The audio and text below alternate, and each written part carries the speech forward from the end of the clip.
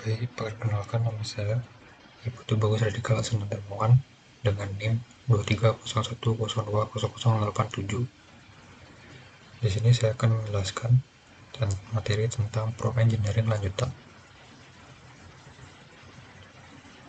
Untuk pendahuluannya, materi lanjutan ini membahas berbagai teknik lanjutan dalam menyusun prompt yang mencakup struktur logika, pemberian contoh, eksplorasi, solusi alternatif, hingga integrasi prompt dengan sistem lain seperti alat pencarian, basis data, atau antarmuka aplikasi. Dalam konteks profesional, pengusahaan prompt engineering lanjutan sangat penting bagi pengembangan AI, analisis data, peneliti hingga praktisi industri kreatif yang ingin mengotomatisasi proses dengan dukungan LLM. Prompt engineering merupakan disiplin yang berkembang pesat dalam era kecerdasan buatan, khususnya setelah kemunculan dan pemanfaatan model bahasa besar atau Large Language Model atau LLM seperti GPT, Cloud, LLaMA, dan lainnya. Konsep dasar dari prompt engineering adalah menyusun instruksi yang tepat, jelas, dan terstruktur agar LLM dapat menghasilkan respon yang sesuai dengan ekspektasi pengguna.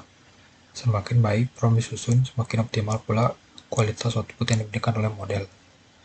Pada tingkat dasar, prompt engineering hanya melibatkan perintah sederhana seperti tuliskan surat lamaran kerja atau ringkas artikel ini. Namun, seiring meningkatnya kompleksitas, kebutuhan, dan kemajuan teknologi AI, pendekatan yang lebih strategis dan sistematis dibutuhkan agar model mampu memahami konteks yang lebih luas, menjalankan perintah multi langkah, serta beradaptasi dengan preferensi pengguna. Kemudian untuk teknik lanjutan dalam prompt engineering, ada few short prompting, yang dimana teknik memberikan beberapa contoh dalam prompt untuk memandu modal melakukan in-context learning. Ini memungkinkan model untuk memahami pola dan menghasilkan output yang akurat tanpa perlu pelatihan ulang. Untuk yang bawah ini adalah contoh klasifikasi sentimen. Kemudian untuk COT prompting, mengarahkan model memecahkan masalah kompleks menjadi langkah-langkah penalaran perantara. Ini mensimulasikan proses berpikir manusia dan meningkatkan akurasi terutama untuk soal logika dan matematika. Ini bawah ini adalah contoh untuk soal logika atau zero shot COT.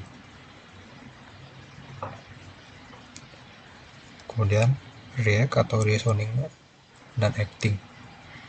Paradigma yang menggabungkan penalaran atau reasoning dengan tindakan acting, model menghasilkan jejak pemikiran tindakan untuk berinteraksi dengan alat eksternal, misalnya pencarian web dan observasi dari hasil tindakan tersebut.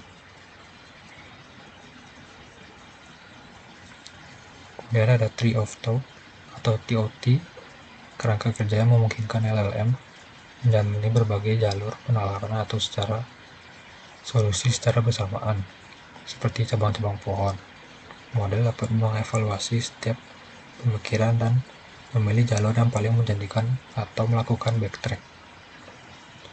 Kapan TOT ini digunakan? Biasanya sangat efektif untuk masalah kompleks yang memerlukan perencanaan, eksplorasi, dan pengambilan keputusan seperti teka-teki, misalnya Game of 24, atau penulisan kreatif yang membutuhkan eksplorasi berbagai alur cerita.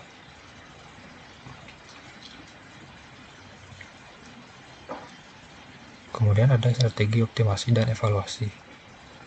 Untuk optimasi prompt, iterasi dan modulasi, ada 3 bagian. Yang pertama, iterasi prompt, yang dimana proses sistematis menyempurnakan prompt mulai dari yang umum lalu persempit berdasarkan output.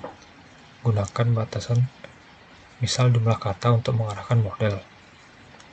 Kemudian yang kedua ada prompt modular, yang mana pecah prompt kompleks menjadi blok-blok yang dapat digunakan kembali atau reusable. Ini meningkatkan konsistensi, efisiensi, dan memudahkan pengolahan. Kemudian ada sistem versus user prompt, yang dimana gunakan sistem prompt untuk menetapkan peran dan perilaku dasar AI. Misalnya, Anda adalah asisten yang ramah, dan user prompt untuk tugas spesifik. Kemudian ada evaluasi output atau kriteria pengujian. Output yang baik harus memenuhi beberapa kriteria kunci. Yang pertama ada relevansi kebenaran. Yang kedua ada kesesuaian konteks. Yang ketiga ada A atau B testing. Yang terakhir ada evaluator manusia versus otomatis. Kemudian berikutnya ada tantangan etika dan keamanan. Prompt injection, serangan di mana input berbahaya memanipulasi model untuk mengabaikan instruksi asli atau memunculkan data sensitif. Ini adalah risiko keamanannya signifikan.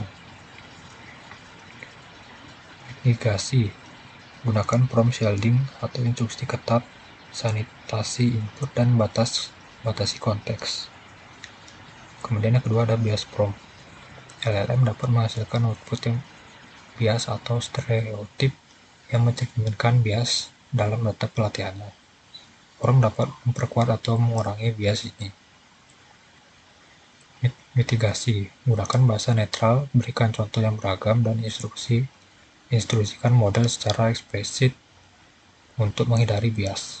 Kemudian ketiga ada privasi dan penggunaan. Data yang digunakan dalam prompt dapat menimbulkan masalah privasi. Penggunaan yang tidak bertanggung jawab dapat menyebabkan misinformasi. Mitigasi, hindari penggunaan data pribadi, transparansi tentang konten buatan AI, dan pertahankan pengawasan manusia. Kemudian ada tools dan platform yang pendukung. Yang pertama ada OpenAI Playground, yang kedua ada Prompt Layer, yang ketiga ada LangChain, dan yang terakhir adalah LangIndex. Sekian presentasi dari saya. Maaf jika ada kesalahan kata, mohon maafkan.